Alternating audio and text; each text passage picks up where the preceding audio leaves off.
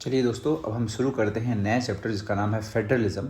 और पिछला चैप्टर आपने देखा होगा पावर शेयरिंग वाला, तो उसमें मैंने आपको बताया था कि जो पावर शेयरिंग जो होती है वो कई अलग अलग तरीके की होती है।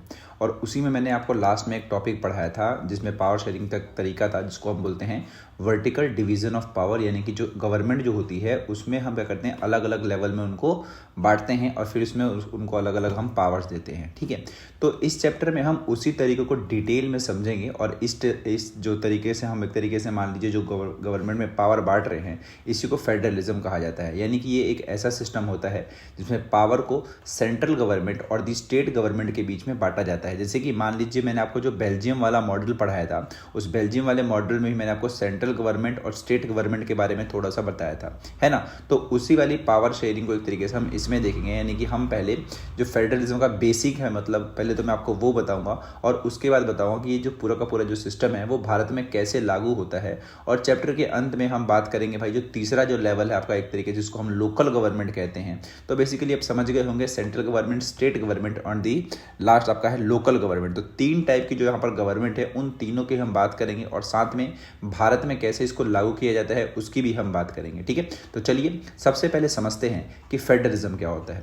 देखिए, फेडरलिज्म जो है आपका वो एक ऐसा सिस्टम होता है जिसमें पावर जो आपकी होती है वो दो या दो से अधिक लेवल की गवर्नमेंट के बीच बांटी जाती है। जैसे कि मान लीजिए एक हो गई सेंट्रल गवर्नमेंट और एक हो गई आपकी स्टेट गवर्नमेंट, जिनके पास अपने अपने राइट्स होते हैं। और ये पावर शेयरिंग की पूरी तरह से एक तरीके से जो भी पावर शेयरिंग है ये पूरी तरह से कहाँ लिखा हुआ है, हमारे संविधान में लिखा होता है। यानी कि अगर मैं आसान भाषा में कहूँ तो यह एक ऐसा सिस्टम है जहाँ अलग अलग सरकारें अपने अपने क्षेत्र में स्वतंत्र रूप से काम करती है। समझ आया कहने का मतलब? यानी कि इसमें क्या है कि सेंट्रल गवर्नमेंट का एरिया अलग है, स्टेट गवर्नमेंट का एरिया अलग है और वो जो काम करेंगे वो केवल अपने ही एरियाज में काम कर सकते हैं। ओके, चलिए अब जानते हैं कि जो फेडरल सिस्टम है इसके फीचर्स कौन कौन से हैं। यानी कि एक अच्छे फेडरल सिस्टम की जो विशेषताएं होती है वो बहुत सारी होती है। इसमें क्या होता है कि ये दो या दो से अधिक के जो लेवल्स की जो गवर्नमेंट होती है वो इसमें पाई जाती है। इसमें हर लेवल की अपनी अपनी पावर्स और जिम्मेदारियां होती हैं। ये पावर कॉन्स्टिट्यूशन में साफ साफ लिखी होती हैं जिससे किसी भी लेवल की पावर को आसानी से हटाया नहीं जा सकता है।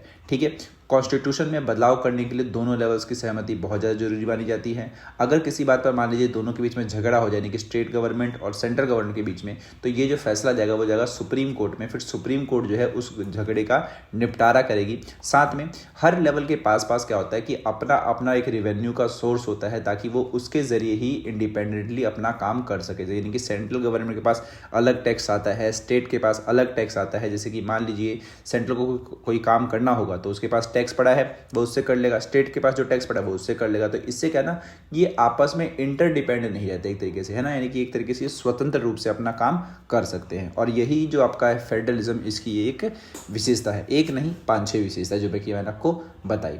ठीक है, तो चलिए अब जानते हैं भाई कि जो ऑब्जेक्टिव होता है फेडरलिज्म का वो क्या क्या होता है। तो देखिए, जो फेडरलिज्म जो आप सिस्टम देखते हैं, फिर जो फेडरल सिस्टम देखते हैं, इसके दो बड़े उद्देश्य होते हैं। पहला तो ये होता है कि देश की एकता को बनाए रखना और दूसरा होता है कि जो भी आपके देश में विभिन्नता है, बेसिकली डाइवर्सिटी है, उसको स्वीकार करना। तो जैसे आप देश देखते हैं भारत, इस भारत में हमने एकता को बनाए रखा हुआ है और साथ में हमारे भारत में जो डाइवर्सिटी है वो बहुत ही ज़्यादा है।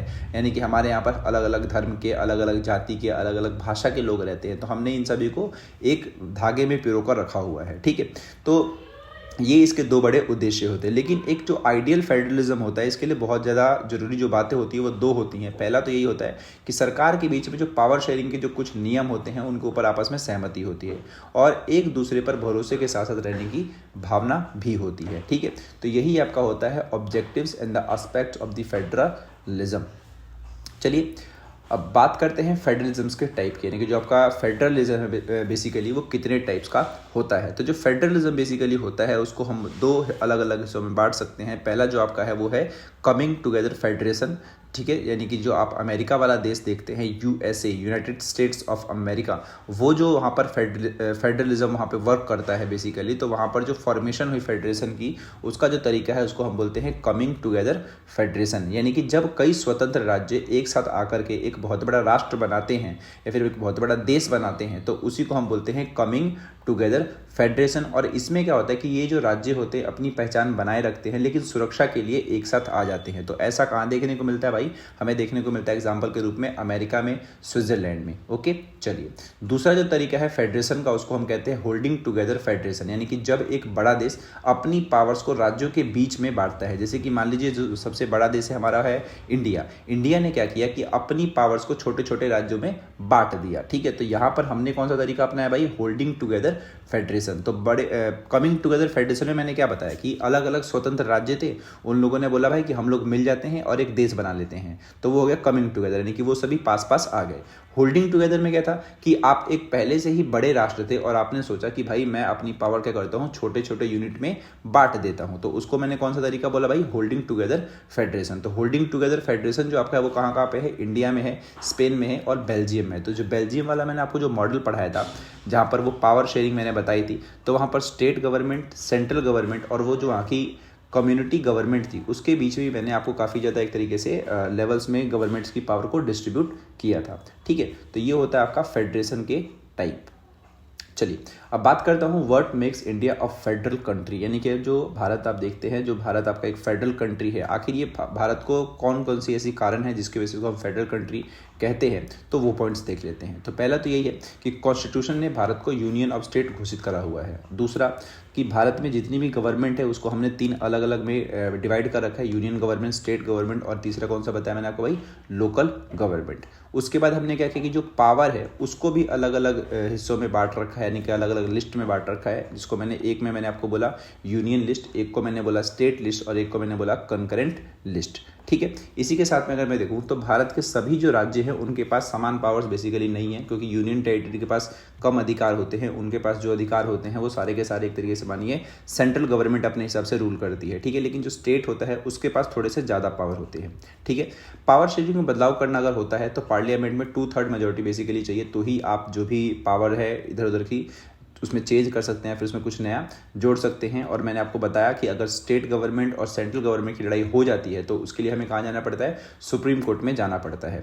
ठीक है भाई, तो इस तरीके से आप समझिए कि भारत में ये सभी चीज़ें हैं, तभी हम भारत को क्या बोलते हैं? एक फेडरल कंट्री बोलते हैं, क्योंकि भारत के पास संविधान है। यहाँ पर ये जो आपके जो स्टेट्स है वो यूनियन ऑफ स्टेट्स कहलाते हैं। भारत की जो गवर्नमेंट है उसको हमने 3 अलग अलग लेवल में बांट रखा है। इसी के साथ में जो हमारी पावर है उसको भी 3 अलग अलग लिस्ट में बांट रखा है, यूनियन, स्टेट और कंकरेंट। ठीक है, तो चलिए अब मैं आपको बताता हूँ कि जो तीनों की तीनों जो लिस्ट है वो क्या क्या है। ठीक है, तो अगले टॉपिक देखते हैं। तो अगले टॉपिक में बताता हूँ आपको कि जो भारत है आपका, इसमें हमने पावर को कितने हिस्सों में बांटा भाई? 3 हिस्सों में, जिसको मैंने एक बोला यूनियन लिस्ट, एक को बोला स्टेट लिस्ट और एक को मैंने बोला कंकरेंट लिस्ट। देखिए जो यूनियन लिस्ट है बेसिकली इसको आप सेंट्रल लिस्ट भी कह सकते हैं, यानी कि आप ये समझिए देश की सुरक्षा, विदेशी मामले, बैंकिंग जैसे जो नेशनल इंपॉर्टेंस वाले जो विषय होते हैं, ये वाले पर जो भी लॉज वगैरह है सिर्फ कौन बना सकता है? सेंट्रल गवर्नमेंट बना सकती है। तो यूनियन लिस्ट में कौन से सब्जेक्ट आ गए? जिसमें देश की सुरक्षा है, विदेशी मामले हैं, बैंकिंग सिस्टम हो गया और ऐसे इंपॉर्टेंस मामले जो नेशनल या फिर आपके देश की सुरक्षा से जुड़े हुए हैं, उस पर नियम केवल सेंट्रल गवर्नमेंट बना सकती है। स्टेट गवर्नमेंट की बात करूं या फिर जो स्टेट लिस्ट की बात करूं तो पुलिस हो गया, ट्रेड हो गया, एग्रीकल्चर हो गया, तो जो भी लोकल मैटर्स होते हैं इसके ऊपर लॉ बनाने का केवल और केवल जो राइट है वो किसके पास है? स्टेट गवर्नमेंट के पास है। कॉन्करेंट की बात करूं तो कॉन्करेंट में क्या होता है कि दोनों ही यानी कि सेंट्रल गवर्नमेंट और स्टेट गवर्नमेंट आपस में मिलकर के क्या करते हैं? लॉज बनाते हैं। जैसे कि कुछ नियम क्या हैं? शिक्षा के हो गए, जंगल से जुड़े हो गए, विवाह के नियम हो गए। तो ये कुछ ऐसे मतलब सब्जेक्ट्स हैं जो अकेले कोई स्टेट नहीं बना सकता। इसमें क्या करना पड़ेगा? जो सेंट्रल गवर्नमेंट है और जो स्टेट गवर्नमेंट है उसको आपस में मिलकर के लॉ बनाना पड़ेगा। ठीक है, तो ये वाली जो लिस्ट होती है उसको हम बोलते हैं कॉन्करेंट लिस्ट। तो इस तरीके से आपको समझ आ गया होगा कि भारत में जितने भी नियम बनते हैं या तो वो यूनियन में काउंट होंगे या तो स्टेट में और या तो कॉन्करेंट में। और वो काउंट कैसे होंगे? मैंने बताया कि देश की सुरक्षा का मुद्दा है तो यूनियन में, कोई लोकल मैटर है तो स्टेट में, और कोई ऐसा मुद्दा है जो दोनों की जरूरत पड़ती है तो वो आपका हो जाता है कॉन्करेंट लिस्ट में। ठीक है, तो चलिए अब देखते हैं कि भारत में जो फेडरलिज्म है वो असल में कैसे काम करता है।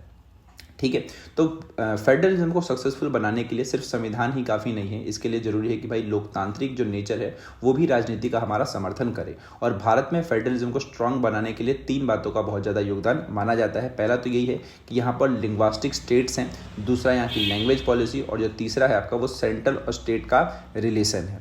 ठीक है। तो ये 3 बातें ऐसी हैं जिसकी वजह से क्या है कि जो भारत आपका है वहाँ पर जो फेडरलिज्म वो काफ़ी ज़्यादा स्ट्रांग है, यहाँ से इसको हटाना बहुत ज़्यादा मुश्किल है, और इसीलिए जो हमारा देश है वो ठीक तरीके से चल पाता है। तो चलिए एक एक करके तीनों को समझाता हूँ। सबसे पहले देखते हैं भाई कि लिंग्विस्टिक स्टेट्स क्या होता है।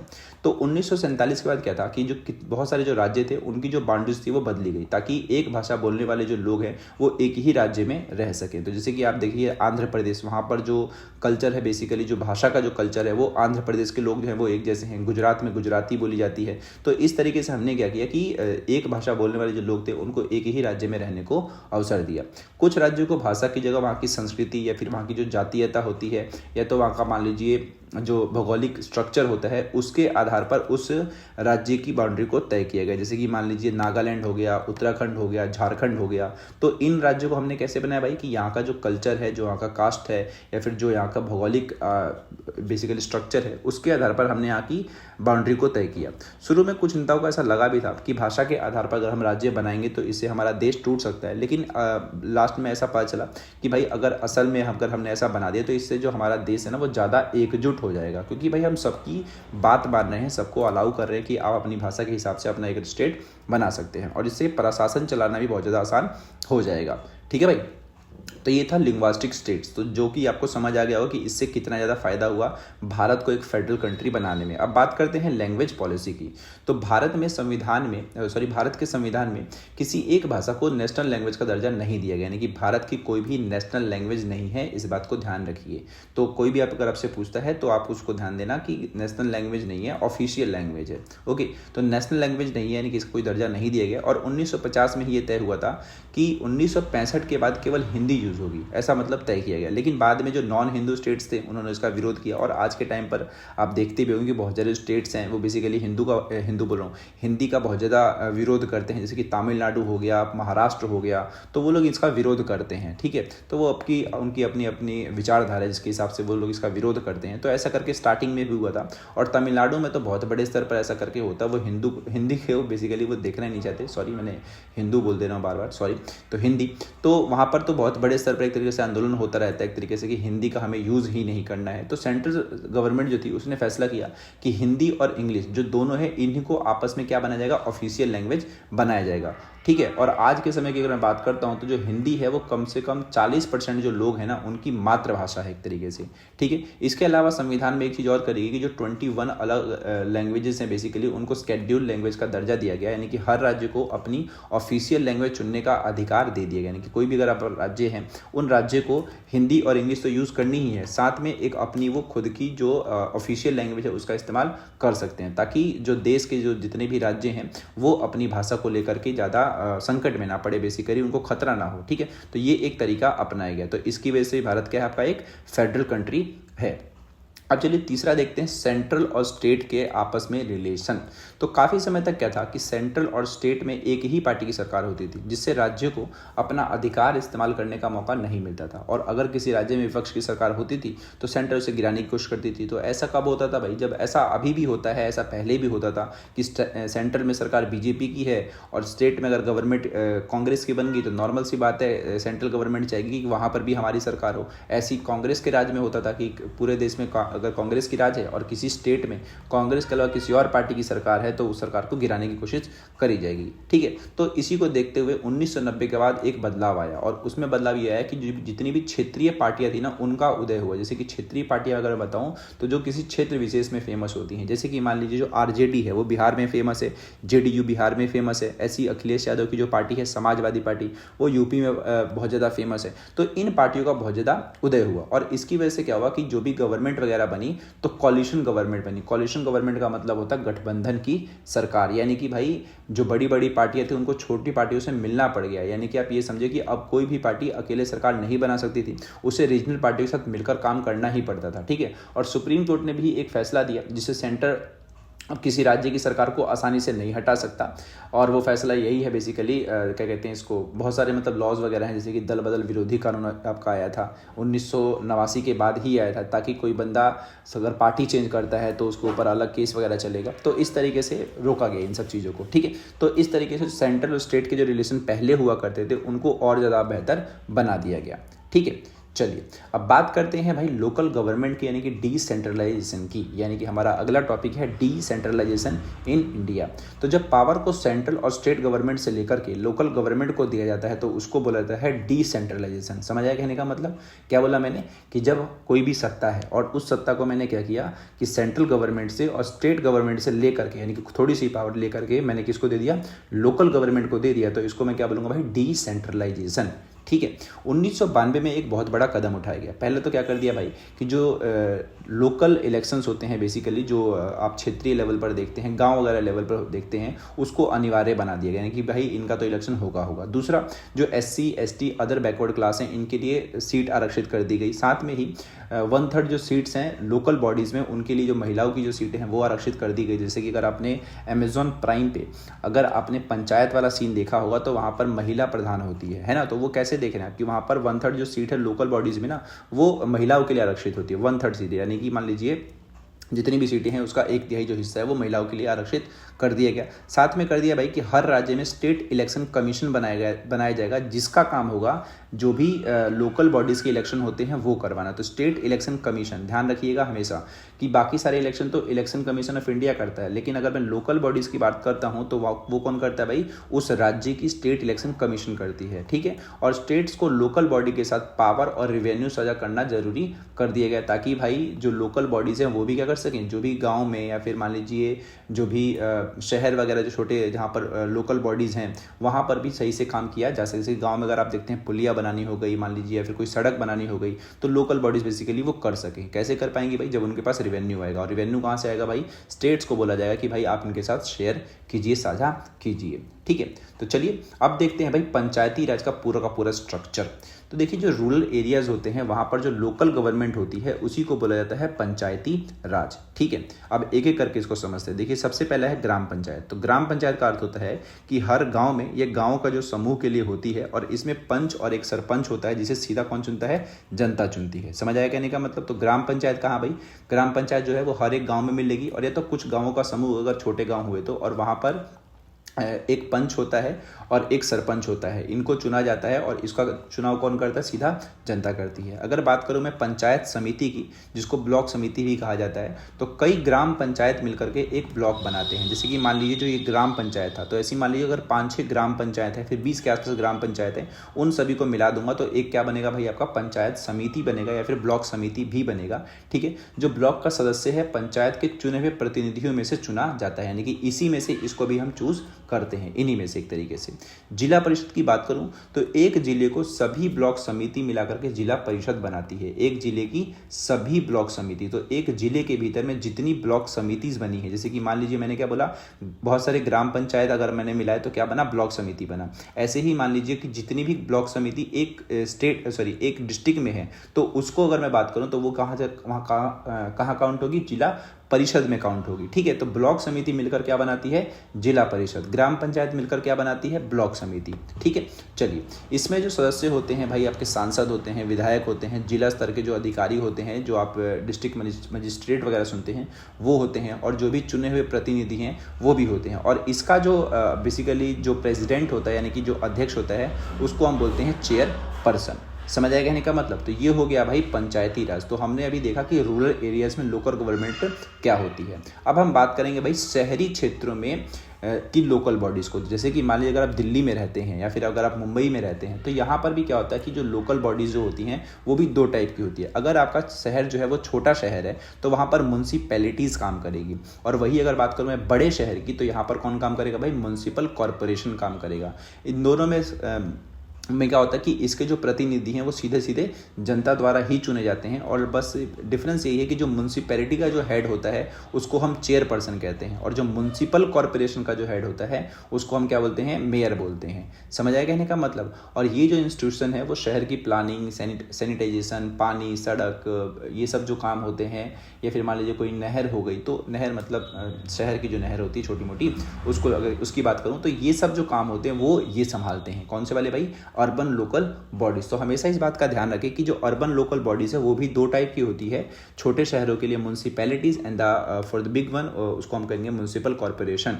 ठीक है, म्यूनसिपैलिटी का हेड चेयरपर्सन और म्यूनसिपल कॉर्पोरेशन का हेड जो होता है वो मेयर होता है। जैसे कि अगर बात करूँ मैं दिल्ली की, तो दिल्ली जो आपका एक बहुत बड़ा शहर है, तो दिल्ली जैसे बड़े शहर में क्या है कि म्यूनसिपल कॉर्पोरेशन काम करता है, और इसीलिए यहाँ पर म्यूनसिपल कॉर्पोरेशन का जो प्रमुख है, उन सभी म्यूनसिपल कॉर्पोरेशन का जो हेड है उसको मैं क्या बोलता हूँ भाई, क्या मैं नहीं, मतलब संविधान के हिसाब से क्या बोलते हैं, उसको मेयर बोलते हैं। ठीक है, तो यही था भाई पूरा का पूरा चैप्टर, जिसको मैंने काफ़ी ही ज़्यादा आसान भाषा में समझाया, ऐसा मेरा मानना है और ऐसा आपका भी मानना होगा, क्योंकि अगर आपने पूरा चैप्टर मेरे से ये पढ़ लिया तो। ठीक है, तो चलिए मैं आपसे मिलूंगा अब नेक्स्ट वीडियो में, और तब तक के लिए गुड बाय। और साथ में ही अगर आपने इस बुक का पहला चैप्टर नहीं देखा तो वो भी आप देख लेना, पावर शेयरिंग वाला, वो भी मैंने काफ़ी बढ़िया तरीके से समझाया है।